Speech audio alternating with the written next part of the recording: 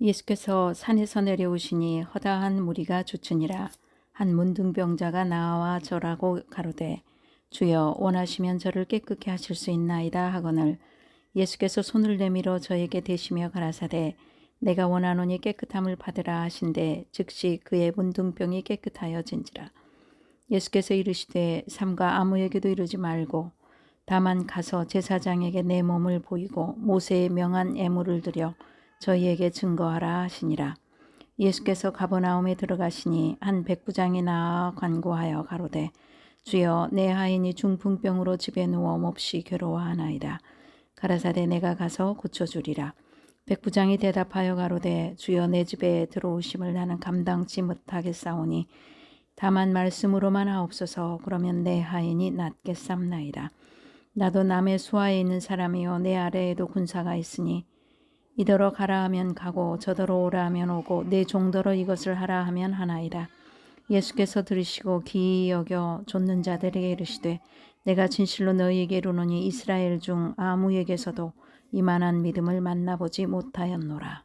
네, 오늘 우리에게 주신 말씀은 마태복음 8장 1절로 17절입니다. 내 믿은 대로 될지어다. 내 믿은 대로, 내가 믿은 대로 될지어다는 예수님의 선포의 말씀입니다.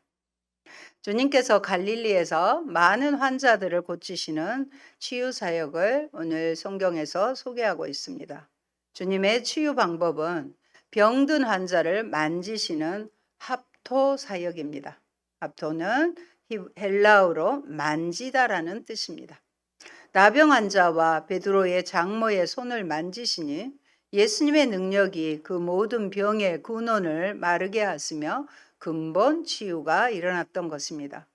두 기사에서 질병의 치유가 믿음과 연관되어 설명되고 있습니다. 그러나 이 이야기들은 치유 자체에 강조점이 있기보다는 병고침의 강조점이 있기보다는 이 치유를 통해 하나님의 나라가 임했다는 것을 말하는 데 있습니다. 믿음으로 치유받은 역사입니다. 첫째, 나병 환자와 믿음입니다. 예수께서 산상수훈을 마치시고 산에서 내려오시니 수많은 군중들이 주님을 따르고 있습니다. 예수의 말씀의 권위에 의해서 깊은 감명을 받은 무리들은 이제 그의 행위를 본 목격자로 등장합니다. 그만큼 주님의 가르침에 큰 은혜를 받고 도전을 받아 더 배우고 싶었던 것입니다. 산 밑에는 한 나병 환자가 주님을 기다리고 있었습니다. 나병 환자는 일반적으로 사회로부터 추방된 사람이었습니다. 주님께 나와 절을 하며 다른 의미로는 경배하며 간구하기를 주님 원하시면 저를 깨끗하게 하실 수 있나이다 이렇게 얘기합니다. 당시 나병은 불치병이며 저주받은 피부병이라 여겨질 때입니다. 그래서 나병 환자들은 서로 많은 사람들로부터 격리가 되었고 혹 타인들이 자신에게 접근을 못하도록 미리 종을 치거나 또 나병 환자가 지나가요 하며 소리를 질러야 했답니다. 그러면 사람들은 5m 이상 물러나야 합니다. 그들은 정상적인 생활을 할 수 없었고 배너라는 영화에서 보신 것처럼 동굴이나 격리 수용소에서 매우 비참한 생활을 하고 있었습니다. 이런 환자가 예수님에게 치유를 부탁드리고 있습니다. 이 환자는 예수님을 주님으로 호칭했는데 이는 구세주나 왕에게 부르는 칭호입니다. 구세주나 구원자나 왕에게 부르는 칭호가 주님인 것입니다. 이 환자는 주님을 완전 치유자로 고백을 하는 것입니다. 원하시면 저를 깨끗하게 하실 수 있나이다는 연민의 정으로 불쌍히 여겨달라는 부탁이었을 것입니다. 신약 성경에서 다른 질병들은 다 치유되었다고 합니다. 그러나 나병은 깨끗하게 되었다고 해요. 그리고 깨끗하게 된 사실을 종교적으로 권위가 있는 사람이 확인해 주어야 했습니다. 이 질병은 치료가 불가능한 것으로 간주되었습니다. 따라서 예수께서 자신을 치유하실 수 있다는 확신을 가지고 그에게로 나아왔다는 사실은 나병 환자가 백부장처럼 예수의 권위에 대한 인식을 가지고 있었음을 알 수 있습니다. 이게 복된 것입니다. 이에 예수께서 권능의 손을 뻗어 그를 만져주십니다. 누구를요? 나병 환자를 만져주시는 거예요. 이는 놀라운 일입니다. 나한 자를 만진다는 것은 있을 수 없는 일입니다. 불결하고 부정을 타며 전염될 수 있는 일에도 불구하고 그를 사랑과 은혜와 위로의 마음으로 만져주십니다. 여기서 만지셨다에 해당하는 단어가 두 번 더 나옵니다. 15절에도 나오고요. 16절에도 나옵니다. 나중에 찾아보시기 바랍니다. 합토란 예수님의 어마어마한 능력이 만짐을 통해 반부가 근본 치유되는 것으로 예수님의 보혈의 능력의 정가를 말합니다. 우리도 예수님의 보혈로 씻김 받기를 원하고 예수님의 보혈로 치유되기를 원하는 것입니다. 여러분, 오늘 이 시간 예수님의 합토의 역사가 여러분 한 사람 한 사람의 약하고 병든 부분에 터치가 되셔서 보혈의 능력으로 완전 치유가 되시기 바랍니다. 그런 믿음이 있으신 분들은 아멘 하시기 바랍니다.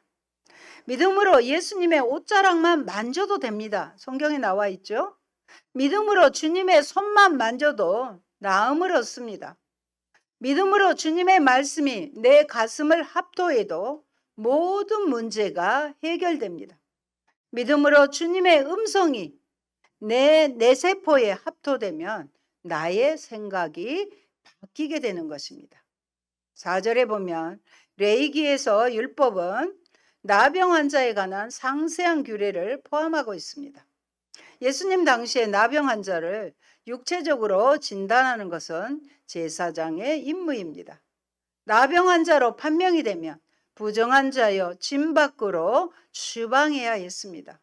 그리고 이들의 병이 고쳐지면 그들의 깨끗게 됨에 대한 감사로 희생 제물을 드려야 했습니다. 레위기 13장 14장에 기록되어 있습니다. 그러므로 예수님께서 그의 합당한 예물을 제사장에게 드리라고 말씀하신 것은 완전 치유의 확증을 받기 위함인 것입니다. 이 환자는 얼마나 든든했겠습니까? 아, 내가 완전히 나았구나. 그래서 제사장에게 보이라고 하는구나. 그런 확신이 더해졌을 것입니다.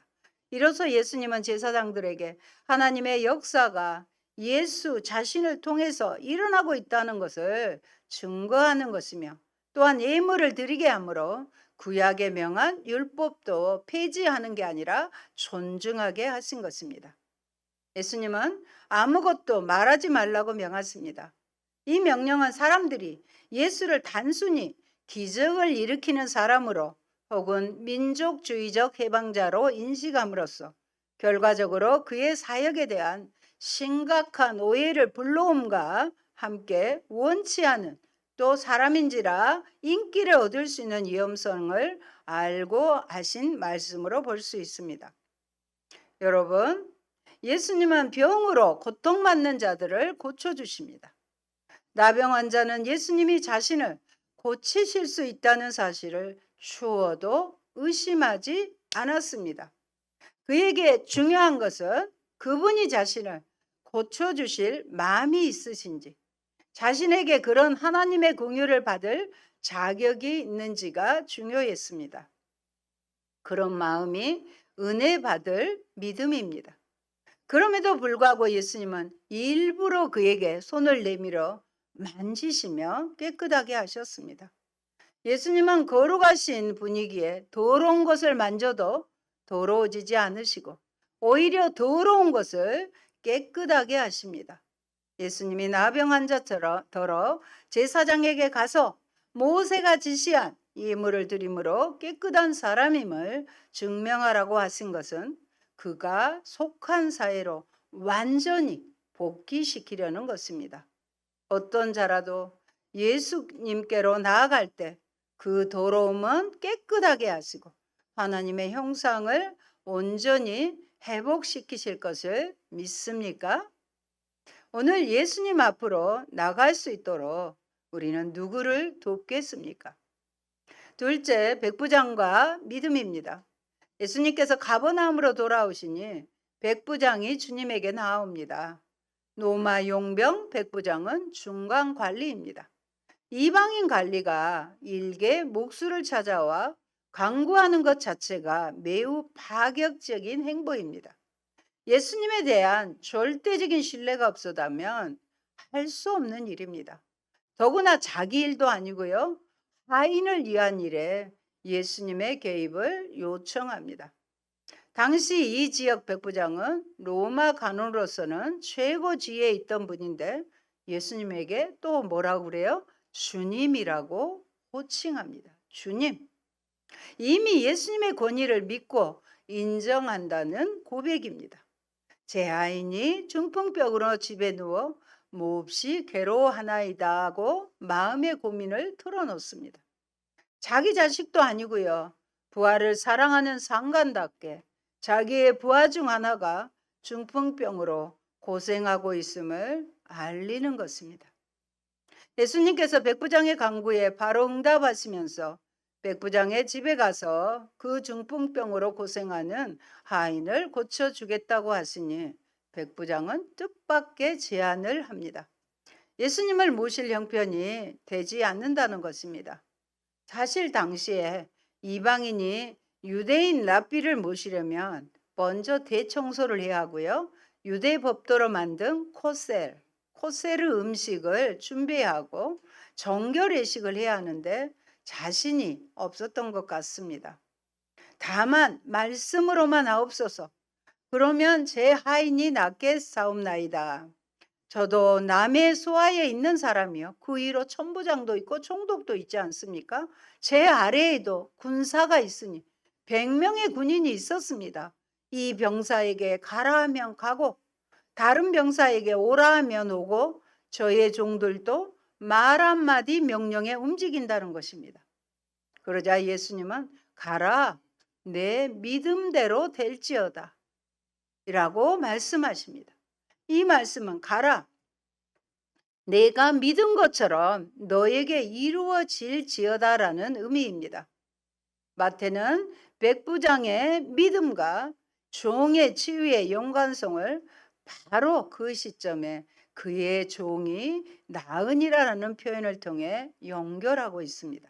즉 백부장의 종이 나은 시점은 바로 예수께서 백부장에게 내가 믿은 대로 내 믿음대로 될 것이다라고 선포한 바로 그 시점인 것입니다. 예수님의 말씀은 이렇게 능력이 있으신 거예요. 백부장은 하인을 위해 머리를 숙이고 부탁을 했습니다. 심지어 예수님이 명령만 내리시면 나을 수 있다고 믿었습니다. 예수님을 진정으로 능력 있는 상관으로 인정한 것, 그것이 그의 믿음입니다. 그러자 예수님의 반응은 매우 놀라움입니다. 주님을 따르는 군중들을 둘러보시면서 내가 진실로 너희에게 이르노니 이스라엘 중 아무에게도 이만한 믿음을 보지 못하였노라 하시면서 이스라엘 중에서 이만한 믿음이 없다고 칭찬하십니다. 여러분도 이런 예수님의 칭찬을 직접 듣고 싶지 않으십니까? 게다가 마지막 날에는 이스라엘의 본 자손은 심판을 받고 동서에서부터 온 이방인들이 천국에 앉을 것이라고 하십니다. 얼마나 파격적입니까? 오히려 믿지 않는 이스라엘인들은 바깥 어두운 데 쫓겨나 거기에서 애통하며 이를 갈겠지만 바깥 어두운 데는 어디일 것 같아요? 지옥이지요. 그래야 이를 갈고 애통하죠. 믿는 이방인들은 동서남북에서 모여 아브라함과 이삭과 야곱과 함께 천국에 앉아 잔치상에 참여할 것, 어린 양의 잔치상에 참여할 것이라고 가르치십니다. 이런 믿음을 가진 백부장이 구원을 얻어 천국 잔치에 참여할 것이라는 것입니다. 이에 백부장에게 이르시되 가라 내 믿은 대로 될지어다 하시니 그 즉시 하인의 중풍병이 나아 고통에서 해방되고 온몸이 온전하게 회복되었습니다. 아멘. 오늘 이 시간 이 말씀을 듣는 여러분에게도 이런 합토 치유의 역사가 일어나기를 축원합니다. 이 이방인 백부장의 믿음을 보시면서 이제 이방인들이 천국 안으로 들어오는 그림을 보기 시작하신 것입니다. 복음은 팔레스틴을 넘고 유대교를 넘어서 온 세상으로 퍼져갈 것입니다. 지금은 비록 겨자씨만 하고 빵 속에 넣은 작은 누룩같이 보일지라도 언젠가는 천하를 호령하는 나라가 될 것입니다. 여러분, 말씀의 권위는요, 말씀하시는 분에게서 나옵니다. 이방인 백부장은 자신의 권세에 비추어 예수님의 말씀의 권세를 믿었습니다. 비록 직접 오시지 않아도 절대적인 말씀의 권위를 가지고 계시기에 예수님의 말씀 한마디면 질병이든 귀신이든 그 어떤 악한 세력도 즉시 떠날 것이라는 절대적인 믿음이 있었기 때문입니다. 예수님에 대한 나의 믿음은 어떻습니까? 나는 예수님의 말씀을 어떻게 받아들입니까? 셋째, 연약한 것을 담당하시는 예수님이십니다. 예수님은 베드로의 장모의 열병을 치유하십니다. 여기서 언급된 열병은 어쩌면 말라리아였을 수도 있습니다. 가버나움에 가보면 베드로의 집은 회당 바로 옆에 있습니다. 마을의 중심에 있고요. 집터도 매우 넓은 것으로 보아 이 지방에 잘 사는 유지였음을 쉽게 알 수 있습니다. 이 집은 상당한 크기였던 것 같고 안드레와 베드로의 장모도 이곳에 기거했습니다. 14절에 보면 베드로의 집을 예수님이 신방하시는데 그의 장모가 열병으로 몸져 누워 있었습니다. 열병의 원인이 여러 가지였을 텐데 쉽게 진단과 처방을 받지 못했던 것을 보면 오래된 열병일 수도 있습니다. 당시 열병 환자도 함부로 접근할 수 없는 시대였으나 주님께서는 앞서 나병 환자처럼 그녀의 손을 만지셨어요. 예수님이 직접 그녀의 손을 만지니 열병이 떠나갔습니다. 또 한 번의 합토의 사역이 장모의 열병을 100% 완전히 고치신 것입니다. 할렐루야. 장모는 병상에서 일어나 바로 예수님께 시종을 들며 섬기기 시작하였습니다. 힘든 여러분도 주님의 치유를 바로 받고 바로 주님을 섬기는 그런 일들을 하시면 좋겠습니다. 저도 초등학교 2학년 때 홍역을 하다가 너무 열꽃이 피어 답답해서 집안에서는 아무도 없고 해서 밖으로 나와버렸습니다. 그런데 찬 기운이 들어갔는지 그때부터 기침을 하느라 저녁에 잠을 깊이 들지 못했습니다. 낮에는 조금만 많이 움직여도 숨이 가쁘고 기침이 나와서 어린 시절 친구들과도 재미나게 뛰면서 하는 놀이도 못 해봤습니다. 가장 속상한 것은 체육 시간에 참여도 못하고 어쩌다 하고 싶어 하다 보면 기침이 끝나고도 멈추질 않아 운동장가에서 숨이 고르도록 있다가 교실에 들어가곤 했습니다. 그때는 병원도 없었고 중학교에 들어가서야 작은 의원에서 치료가 아니라 진찰만 받았던 기억이 납니다. 어머님은 민간 요법으로라도 고치고 싶으셔서 거기에 좋다는 온갖 약들을 만들어 저에게 마시게 했습니다. 그렇게 중학교 3학년 여름까지입니다. 방학을 하고 열심히 내 언니 오빠를 따라 저녁마다 교회를 갔습니다. 저희 마을은 고등학교 때 전기가 들어오고 TV가 있었던 것 같습니다. 어느 여름날 날짜는 기억하지 못하는데 그때 기록을 했으면 얼마나 좋았을까 하는 생각을 합니다. 강력한 성령의 역사와 함께 하나님이 저를 만나 주셨습니다. 그리고 예수님이 저를 만져주셨어요. 회개의 눈물을 콧물까지 흐르고 하나님을 만나니까 내가 죄인이더라고요. 그래서 그냥 눈물만이 아니라 얼마나 울었던지 예수님의 십자가의 죽으심이 나 때문이라고 콧물까지 흘리고 바닥까지 흘러내리고 뜨거운 그런 뒤에 성령의 역사로 어린 시절부터 그렇게 저를 괴롭혔던 고질병이 고침받은 것입니다. 주님이 채찍에 맞음으로 저의 연약한 부분을 고쳐주셨습니다. 연약한 부분을 친히 담당하셔서 지금껏 이렇게 하나님의 은혜로 건강하게 잘 살고 있습니다. 16절, 17절 말씀 같이 읽어보실까요?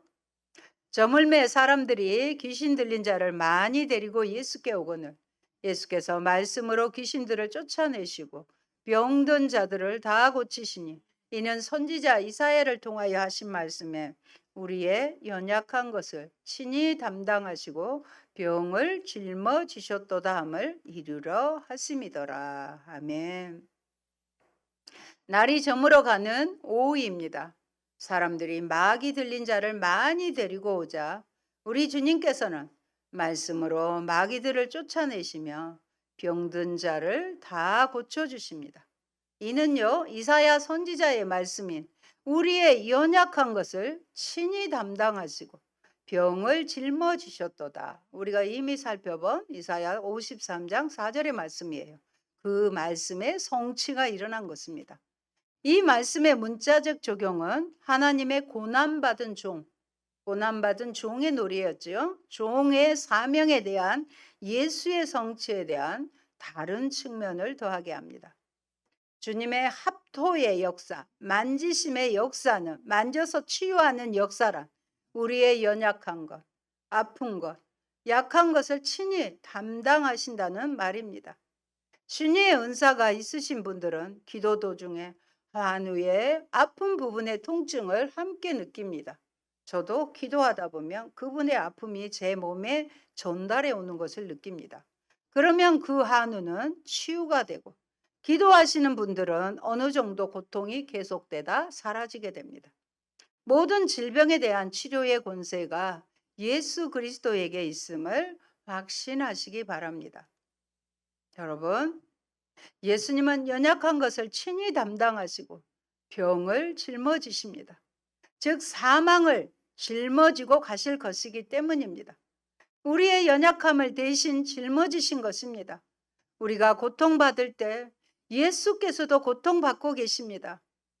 나 혼자 고통받는다고 생각하는 것은 잘못 생각한 거예요.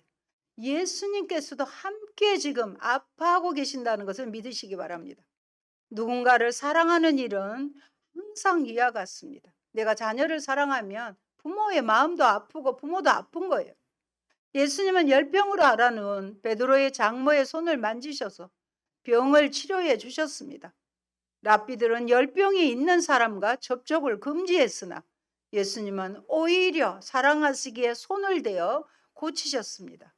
하나님의 아들이신 예수께서 우리 연약한 것을 친히 담당하시기에 이 땅에 오셨고 실제로 십자가에서 우리의 모든 죄와 죽음 대신 짊어지셨기 때문에 우리에게 구원의 길이 열렸습니다.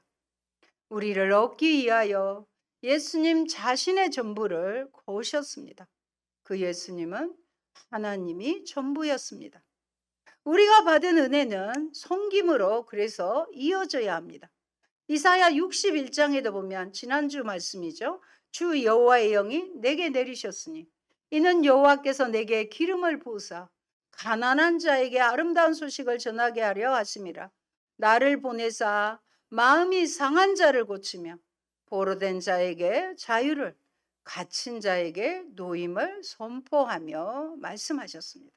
이 말씀처럼 제가 병에 갇힘으로 자유가 없던 저를 치료의 노임을 선포하시고 한 번도 하나님이 계시지 않는다. 그 말은 제 입으로 할 수가 없도록 하나님이 계시면 이럴 수 있어. 아니야, 저는 안 계신다고 말을 할 수 없도록 저의 입술을 주장해 버리셨습니다. 예수님 당시에만 치유의 역사가 아니라 저와 같은 2000년 전만이 아니라 저와 같은 이에게도 주님의 치유의 역사는 언제나 동일하십니다. 그것은 내 믿음대로 될지어다 하는 믿음이었습니다. 그런데 이 믿음도 주님이 사실은 내 믿음이 아니라 주님이 주신 선물입니다. 이렇게 건강하게 평생을 살게 하신 주님께 감사와 찬양을 드립니다.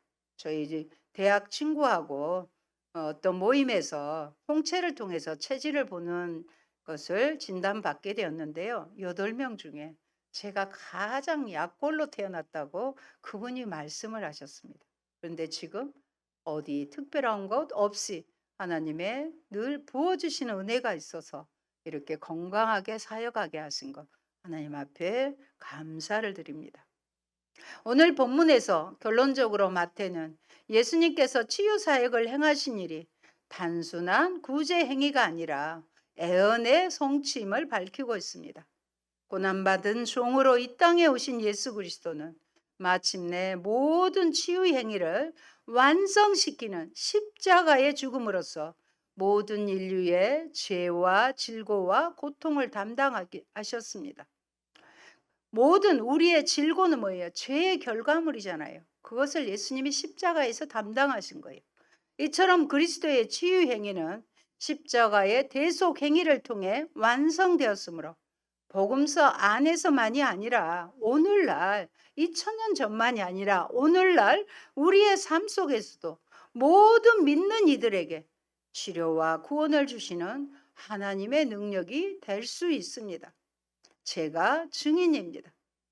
베드로의 장모는 병이 낫자마자 지체하지 않고 예수님 시중을 들었습니다. 혹시 주님께 받은 은혜가 성김으로 이어지지 못하고 감사에 그치고 있지는 않습니까? 그러니 우리에게는 무엇을 요구하시겠습니까? 사랑하는 성도 여러분, 내 모든 연약함과 육신의 질고를 예수님께 아뢰읍시다. 원수를 위해 기도하라는 자신의 말씀처럼 부정한 나병 환자를 껴안으시고 이방인의 간구를 들어주셨습니다. 이처럼 주님은 그 말씀으로만이 아니라 현실 속에서 그 말씀을 이루어 가셨기에 수많은 사람들로부터 진정으로 주 하나님이라는 고백을 듣게 된 것입니다. 우리도 이처럼 성도의 지위에 맞는 생활을 함으로써 사람들에게 복된 존재라는 인정과 함께 하나님께 영광을 돌리시기 바랍니다. 아멘. 사랑해 주님 감사합니다. 우리의 연약한 부분, 우리가 죄인이었기에 죄의 결과 질병이 왔고 또 사망이 온 우리들의 모든 문제를 해결해 주시기 하여 십자가에 죽어 주시고 완전한 치유를 주신 예수님의 보혈을 찬양합니다. 나병 환자를 치유하시고 백부장의 하인의 중풍병을 고쳐주시고 베드로의 장모의 열병을 고치시는 주님, 부족한 종의 어린 시절에 고질적인 질병도 고쳐주셔서 이렇게 건강한 삶을 아버지 이루어 주신 주님 감사합니다. 주님은 죄인이고 더럽고 부정적인 곳일지라도 직접 사랑의 손으로 만지셔서 보혈의 손으로 피 묻은 손으로 만져주셔서 깨끗게 하심을 믿습니다. 연약함을 담당한 우리 예수님을 찬양하며 우리의 약함을 주님 앞에 고하며 우리도 치유의 역사가 일어나게 도와주시고 힘들고 어려워 죄 가운데 갇혀 있는 그들을 주께 돌아와 해방과 노임과 치유의 역사가 있는 일들이 아버지 오늘 이 시대에도 이 순간에도 이루어지게 하여 주시옵소서. 우리의 믿음을 선물로 주셔서 내 믿은 대로 될지어다 하는 말씀의 약속이 이루어지게 하여 주옵소서. 예수님 이름으로 기도합니다. 아멘.